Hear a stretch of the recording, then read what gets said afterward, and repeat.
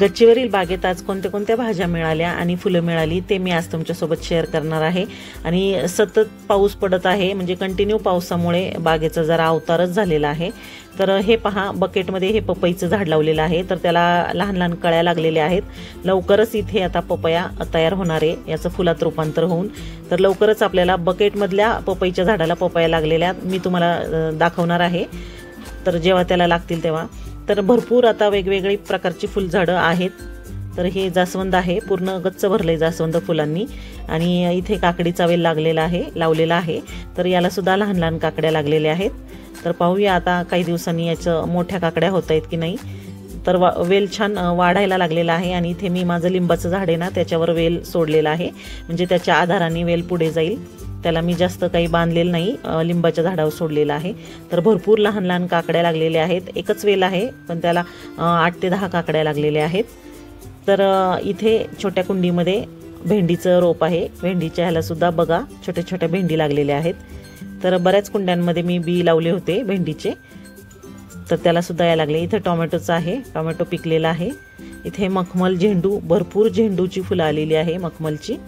तर खूप सुंदर कलर आहे याचा आणि भरपूर आलेली आहे, एकाच वेळेस भरपूर प्रमाणात येतात याला फुलं। आणि इतका पसरलाय पूर्ण टेरेसभर हे झेंडूची झाडं आहेत माझ्याकडे। तर हे पहा किती सुंदर कलर दिसत आहे, मला फार आवडतो याचा वास आणि याला भरपूर फुलं येतात, छान दिसतात।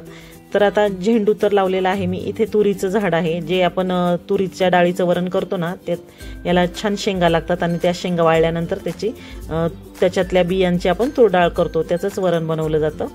तर इथे वालीच्या वेलाचा बघा काय अवतार झालाय, अचानकच हे असं एकाएकी वाळलेलं आहे, सुकायला लागलेलं आहे। आणि बऱ्याच वेळा याच्या मी शेंगा तोडलेल्या आहेत। आता आज सुद्धा भरपूर शेंगा आहेत, पण वेल जरा सुकायलाच लागलेला आहे, त्याला काय झालंय ते कळेना। तर आज जेवढ्या शेंगा आहेत त्या मी सर्व तोडून घेणार आहे। आणि याची बऱ्यापैकी फुलं सगळी म्हणजे सगळ्या फुलांचं रूपांतर या वालीच्या शेंगामध्ये म्हणजे घेवड्याच्या शेंगामध्ये झालेलं आहे।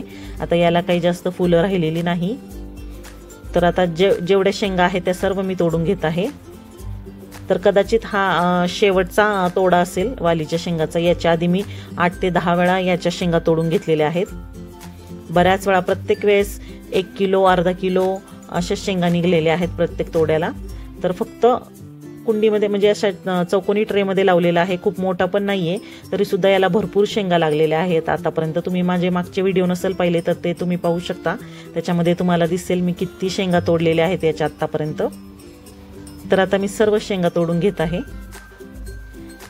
तर ह्या भांड्यामध्ये मी सर्व शेंगा तोडत आहे। 2-3 वेल आहेत, त्या बाकीच्या वेलांच्या पण तोडणार आहे। इथं शेंड्याला भरपूर शेंगा लागलेल्या आहेत, त्या सगळ्या तोडून घेते। तर छान आता तुम्ही पाहू शकता किती शेंगा निघलेल्या आहेत। आणि खूप बिया होत तोपर्यंत मी ठेवत नाही, कोवळ्याच या शेंगांची भाजी छान लागते, म्हणजे याच्या शिरा काढून अशी ना सोलून भाजी छान होते याची। तर इथे अशी निबरमध्ये आधी एखादी असेल ना शेंग चुकून राहिलेली, तर ती मी तशीच ठेवते बियांसाठी।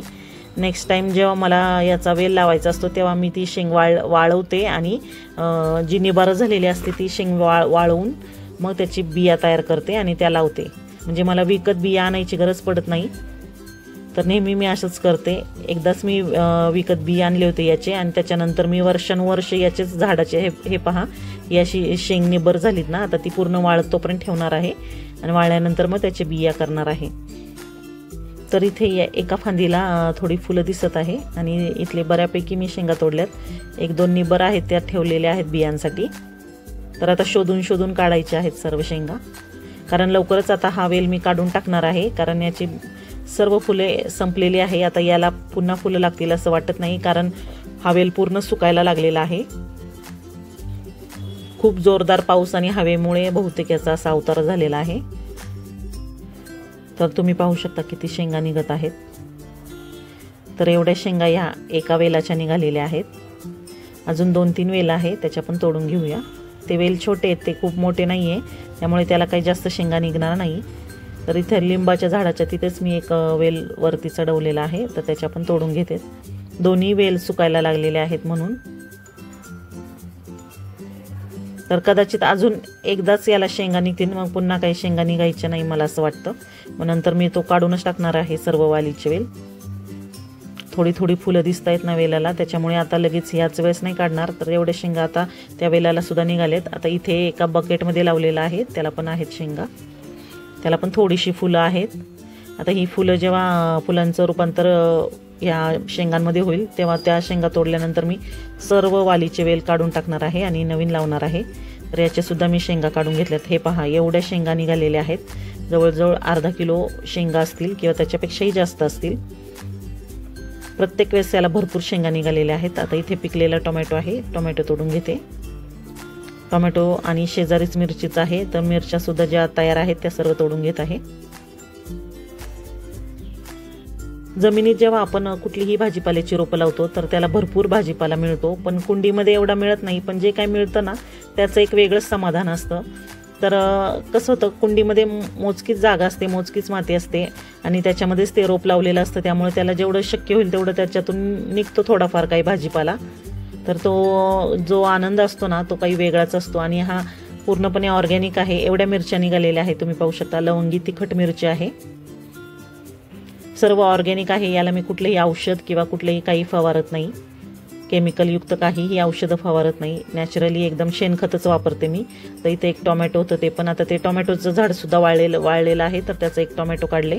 आता इथे सुद्धा एक टोमॅटोचं झाड आहे, ते पण सुकायला लागले, त्याचंही टोमॅटो काढून घेतलेलं आहे.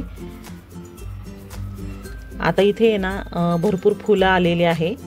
एवढी बघा निघालेली आहे आपल्याला वालीच्या शेंगा, टोमॅटो, मिरच्या. आणि आता इथे जास्वंदीला फुलं लागली, ती सुद्धा मी सर्व तोडून घेत आहे. तर भरपूर प्रमाणात, किती छोटं झाड आहे जास्वंदीचं तरी त्याला पण नेहमीच एवढी गच्च भरतात, फुलांनी गच्च भरतं झाड, एवढी फुलं निघतात.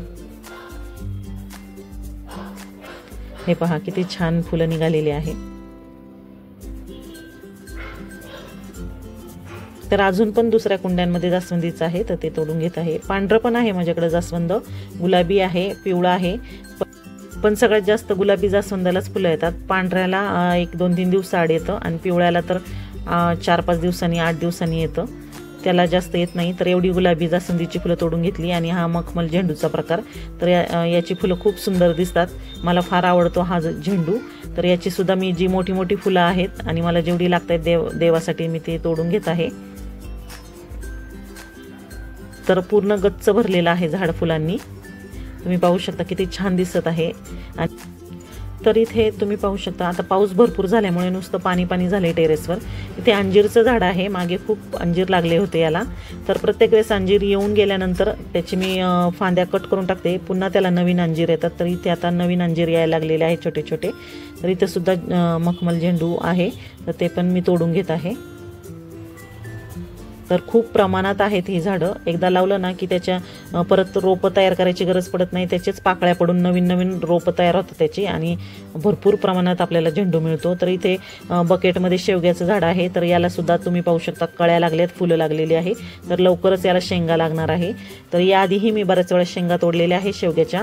तर तुम्ही माझे मागचे व्हिडिओ नसेल पाहिले तर तुम्ही नक्की पहा आणि या व्हिडिओच्या डिस्क्रिप्शन बॉक्समध्ये मी मागच्या गार्डनच्या व्हिडिओचे लिंक देते, तर ते सुद्धा तुम्ही पाहू शकता. तर आज बऱ्याच दिवसांनी मी मोठा व्लॉग शूट केलेला आहे गच्चीवरील बागेचा, म्हणजे टेरेस गार्डनवरचा. तर बरेच दिवस मी मोठा व्हिडिओ टाकला नव्हता, शॉर्ट व्हिडिओज टाकत होते. तर हे पहा इथं सुद्धा बकेटमध्ये आहे शेवग्याचं झाड, तर त्याला छोट्याशा कळ्या लागायला लागलेल्या आहेत. आणि इथे भेंडीची छोटी छोटी रोपं आहे, तर त्याला सुद्धा भेंडी लागलेली आहे. आणि इथं सुद्धा भेंडी आहे. तर सगळ्या भेंडीच्या रोपांना छोट्या छोट्या भेंड्या लागलेल्या आहे, लवकरच त्या काढायला येणार आहे. तर इथं आल्याचं सुद्धा आहे, आल्याचं रोप. एक आल्याचा तुकडा, 2 लावले होते आल्याचे तुकडे आणि त्यातले ना एक खराब झालं आलं आणि एकाचं रोप तयार झालेलं आहे. तर एवढी फुलं आणि आपल्याला वालीच्या शेंगा, मिरच्या निघालेल्या आहे, टोमॅटो निघालेले आहे. तर माझी गच्चीवरील बाग तुम्हाला कशी वाटली? व्हिडिओ आवडला असेल तर व्हिडिओला नक्की लाईक करा, शेअर करा. चॅनलवर नवीन असेल तर सबस्क्राईब करायला विसरू नका. भेटू पुन्हा नवीन व्हिडिओसोबत. Bye bye.